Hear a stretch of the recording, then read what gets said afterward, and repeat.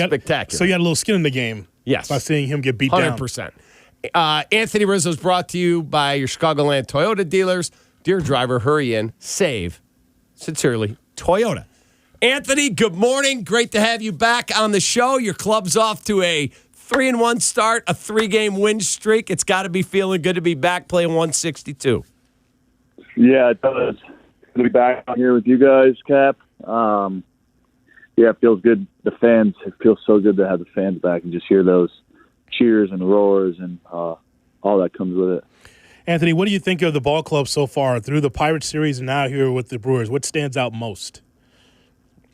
We got a good team. I think that we just have to continue to stay the course, and we have guys that can get hot at any point, and we have, I think up and down our lineup, if a guy gets hot, he can carry a team for a good bit. So we got to play good defense and really just make plays for the pitchers. So watching Trevor Williams last night, this is a guy whose dad has openly said, I'm a Cubs fan. I rooted for the Pirates because my kid was playing there, and I told him as soon as you become a free agent, you got to go sign in Chicago. That guy was locked in last night. What's he like as a pitcher? What's he like as a teammate? Yeah, I didn't know that. I didn't know that until yesterday. That's really cool, really special. He's great in the clubhouse, just kind of quiet, kind of does his own thing, but very relaxed, easy to talk to, and helped out a lot with the Pirates, just pick his brain about, he was there for a lot of years and pitched against us for a lot of years. So very helpful as far as learning and giving information to us. Riz, in one of your at-bats yesterday, the home plate umpire was being yelled at by counsel in the other dugout. I think it's because he was setting up too low or the Cubs weren't getting the low pitches or the Brewers weren't. Do you remember that? What was going on there? Because it interrupted your flow. Yeah, he kind of got blocked out with me with lefties getting on the plate. He was kind of blocked out, and the way the pitch was, I believe it was just down. I went back and looked, and it was just down. Mm-hmm. It was a good pitch, but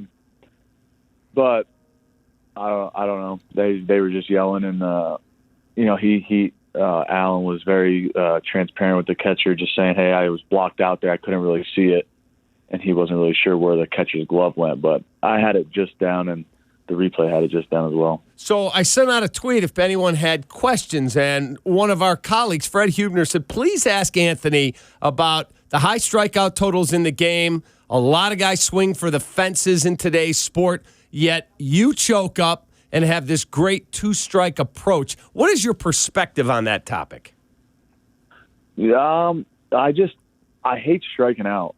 It really annoys me. So with two strikes, try to battle. My one strikeout this year is looking, which I'm in a way trying to strike out looking more just to have better plate discipline. But I really just don't like striking out with two strikes. Depending on the situation, it's just it's hard enough to hit, and then when you get two strikes and guys throwing. With the stuff they have now, you really just got to, for me, just choke up and just put the ball in play, and good things usually tend to happen. Riz, Cap and I have talked about the shifts in baseball. I know that the minor leagues were trying to experiment, making sure that the infielders stay in the dirt and not be in the grass. What is your feeling on shifts in baseball? It doesn't seem to affect you, but what Cap and I were saying is, man, I just got to get in the cage and get better and hit the other way if a defense is shifting toward a certain hot spot for me. Yeah, I mean, if it was that easy, we would all do it, right? And there would be no shifts. So it's not. And, with the way the pitchers pitch, and it's definitely set up right now for ground balls, at least, to be a right-handed hitter. Just because obviously if they shift deep in the hole there, you're pretty much safe as a righty. So, but as lefties, you just, you try to hit it through the shift. If you're going to hit the ball on the ground, just try to hit it through the shift. And just continue, for me, it's just hit the ball hard. If it was easy to just hit a ground ball to shortstop all the time, I'd probably hit over 400, but it's just not as easy as getting in the cage and practicing it. There's a lot that goes into it. I know you have addressed this with the Chicago media. We were not in spring training. We were here doing the show, but Is your representation, Mark Pollock and his company, Sports One, still talking to Jed? Do you not want to be updated? Do you get updated? Because we don't see a scenario where you're not a Chicago Cub next year. Yeah, I spoke to Mark and Ryan, and I just told them, when we talk now, guys, it's all about what time I'm coming on the radio and what time I'm doing stuff for the charity and things like that. Back to business as normal, as far as the end season stuff. And I have told them just it's time to play baseball and help this team win. And when we talk, it's about our team and how we're feeling as a team and other opportunities that come up. But as far as the contract stuff, it's just smart, I think, on all ends, just to continue to play baseball. So if they call you and said, we need to talk to you, it would be like, whoa, okay, I'll listen to that. You just don't need a daily dialogue of what is or isn't going on. Is that a fair way to put it? I just don't think there's a reason to listen right now. I think I gave them every fair opportunity in the past years. So for me, in my mindset, it's just playing baseball and not worrying about where I'm going to be. I'm here in Chicago, and I love it here, as I've expressed always, but I just don't see any reason for us to listen. And, I mean, obviously if they call, we're not going to be selfish and stubborn, but my mindset is just play baseball. Riz, when you take a look at this Brewers team, what are your expectations here? You got the first one now. It's Alzolay on the mound. What are you expecting in this series? Because you're going to be seeing this team a lot, obviously being in the division. Yeah, we see them a lot, and we see them a lot early. I think we play them another 8 times in April. And always when we play the Brewers, it's always close games. It doesn't matter. I mean, there's a couple rare one-sided games that happen throughout the year when we play the Brewers, but they know how to compete and they know how to win. And Craig Counsell does a great job with them, and they're led by Yelich, and they have a great group. And it's always fun playing them, and we just got to take advantage of our opportunities when we get them. So what is it like having Jake Arrietta back? Because I remember when Jake was here the last time, Tommy LaStella was still on the team, and Coastal Carolina was meeting TCU Jake's school in the College World Series, and Jake Arrietta now has a Coastal Carolina tattoo on his rear end.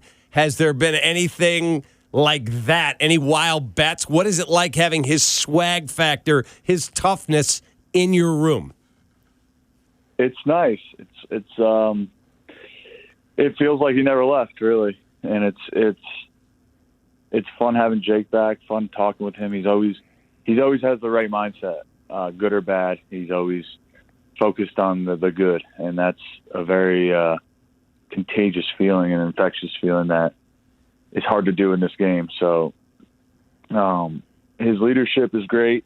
His presence in the clubhouse is great, and it was really cool opening day to hear his ovation for him, and then see him pitch and do so well. So he expects that every single time, and we expect that out of him every time. Cubs first baseman Anthony Rizzo on Kap and J.Hood on ESPN 1000 and the ESPN Chicago app. Riz, how far in advance do you know where you're going to be in the lineup? Like, we've always seen you, I think, second. You were hitting fourth yesterday. How far in advance do you know? Because it just seems like you have to be able to know exactly in advance, okay, if I'm going to be hitting fourth, it's going to be different than hitting second or first. Yeah. We usually get the lineup the night before. Mm-hmm.